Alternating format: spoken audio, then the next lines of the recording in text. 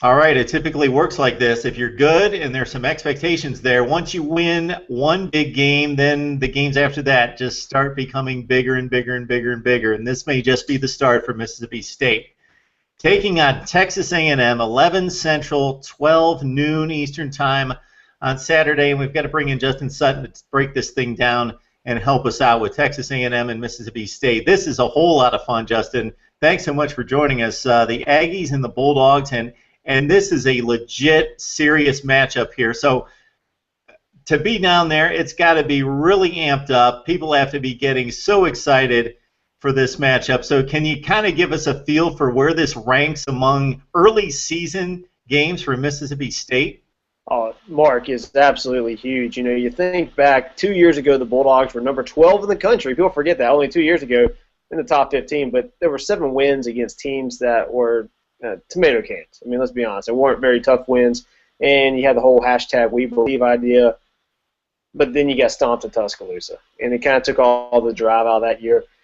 This Mississippi State team is much more, I think, like the teams back in 1999 and 2000. If you were asking me the biggest early season feel, a couple years ago, 3-4 years ago, there's an opening season matchup against LSU that everybody was really fired up about. I think it was 4 years ago. But to me, early in the season, this is the biggest game since Mississippi State took on number 3 Florida when the Bulldogs were unranked in 2000. I think this is the biggest type matchup early in the season Mississippi State's played since the beginning of the millennium, to be honest. All right, Justin, let's talk some football now. They come in with this guy, Kenny Trill, Kenny Hill, Kenny Thrill, whatever you want to call him. He's got so many nicknames going right now, and rightfully so. He rips up South Carolina for 511 yards out of the gate, replacing some guy who's a backup quarterback now. And, yeah, he's pretty much forgotten at this point because, right. You know, Kenny Hill's looking at 5-0 and top 6 in the country and slinging it.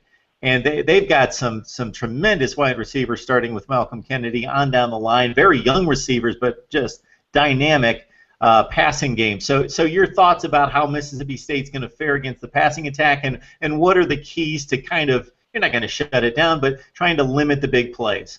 Right, that's a really good question, Mark, because Mississippi State at times has looked pretty susceptible to the pass. You go back to the UAB game, three or four deep balls really gashed the Mississippi State defense. All that said, ever since then, Mississippi State's done a pretty good job against the pass. I got Kenny Hill coming in.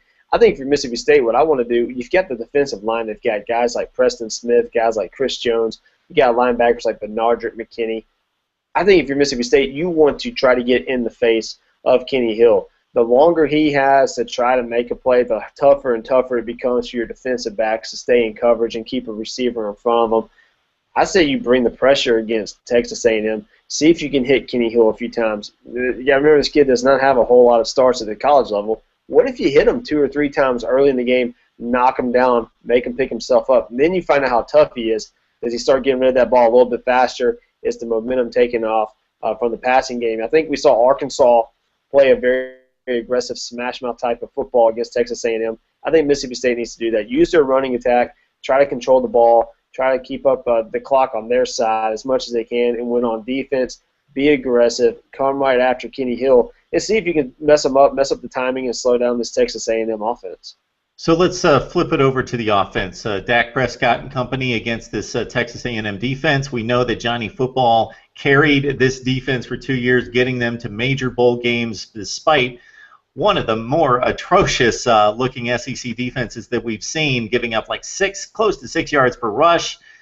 But we know that Kevin Sumlin was recruiting, kind of in the background, recruiting at the same time that he was fielding these defenses. He was gearing up for a pretty serious run. Now, I didn't expect them to improve that much on defense. I knew that the athletes were better, but they were going to be extremely young. But they played really well. Maybe Dylan Thompson had an off night that first night, but they played very well against South Carolina on the road, ran into some cupcakes. Then they took a pounding against Arkansas last week, but again, held up pretty well. So your thoughts about Texas A&M on defense based on what you've seen and read? Yeah, you know, you look at the Aggies last year, they were atrocious. Mississippi State loses that game 51-41. And I think everybody in some ways felt they had a chance last year against Texas A&M because, hey, you know, they might score 35, 40 points a game, but there's no reason we can't score that much against them as well. it's going to be a little bit different. We've seen an Aggies defense that's done better. They're still not the greatest defense in the world, but they are, I think you could say, markedly improved from where they were. And so if you're Mississippi State, I think it's a matter you go out there and you play your type of game. What the Bulldogs did to LSU, I think, was shocking to a lot of people to just see the way they dominated the LSU defensive front, power running all over the place, Josh Robinson, Dak Prescott. And I think that's going to be the trick for Mississippi State. They're going to be missing Dylan Day, but I think this is a team that's had a lot of guys play along the offensive line this year. That experience should come in to help them quite a bit. If you're Mississippi State, do what you do, play to your strengths, dominate on the ground. Let Prescott make his throws where he needs to. But, hey, let him show off his legs. Let Josh Robinson show off what he can do. And Dan Mullen's a coach that likes to run the football. You know, think about him being a quarterback guru. Mississippi State, a lot of times his teams average 60, 65% of the time running the football. He likes to run. He has no problem running. And I think if you're Mississippi State, that's your game plan against Texas A&M. Just pound the ball on the ground until they find a way to stop it. Hey, Justin, the bye week always helps because you get players healthy, plus you can strategize for an extra 7 days. But at the same time, for this team, maybe a little bit more. You're going to have to help me out on this one because I'm just thinking that win against LSU was huge.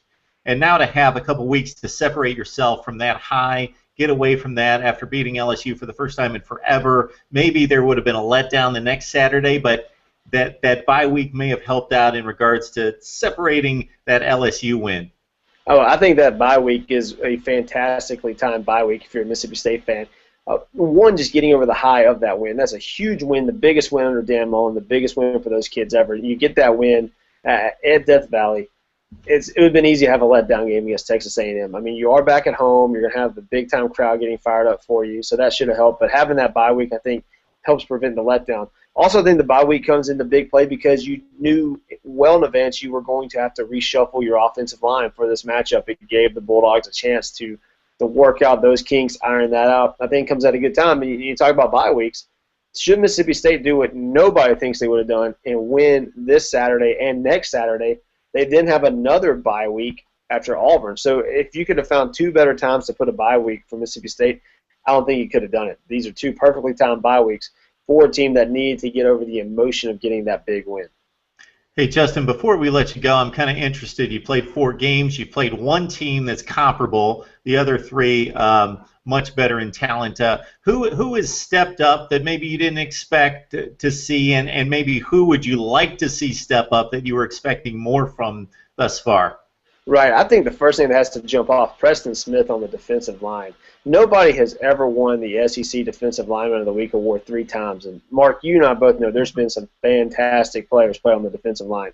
He did that the first 3 weeks of the year. He has been a huge blessing to see along the defensive line if you're a Mississippi State fan. You haven't even heard people mention the name Chris Jones a whole lot this year because Preston Smith's done so much. Josh Robinson, I think a lot of people have faith he could carry the ball. He's proven that. But I think you got to look at a different player on offense, and that's De'Runnya Wilson. What he's done as a wide receiver, finding ways to be physical, to be open, and making good things happen for Mississippi State, downfield blocking, doing it all.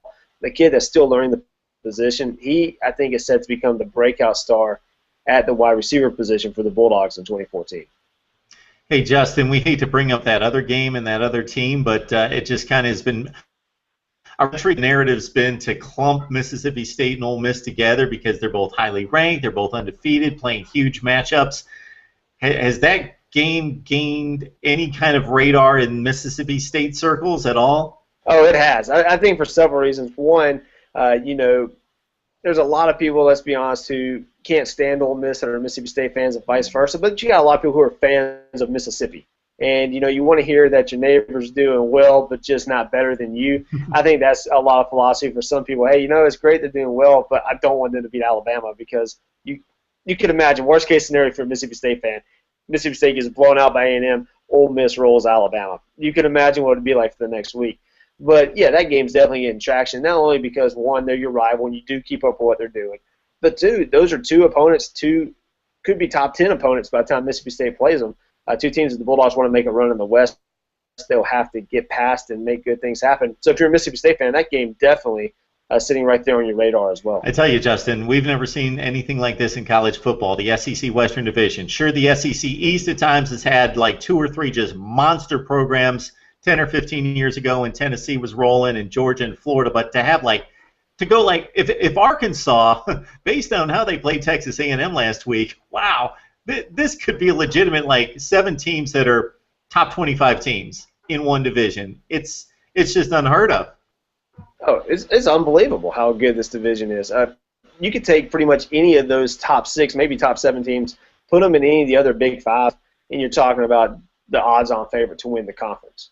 And the 6th best team out of the West would be the odds-on favorite to win pretty much any other conference in the country right now. That, to me, just unbelievable. And it's crazy to think about. I think if you're a Mississippi State fan, you really sit back and think about it. Hard to believe that maybe the toughest division in the history of college football, 2014 SEC West, Mississippi State could find a way to find themselves right in the running for that division late into November. And because of that, this is just kind of the start. The schedule just gets better and better and better, and if Mississippi State, again, can win, then the games and the stakes just get higher and higher because you match up these teams over and over week after week, and just every week from here on out, there's just going to be 3 or 4 incredible matchups. Justin Sutton, for whom the cowbell tolls, Mississippi State, Texas A&M coming up on Saturday. So, Justin, we know you've got a whole lot of stuff going on, so we appreciate the time. Hey, always glad to catch up with you, Mark. Fun times, bud.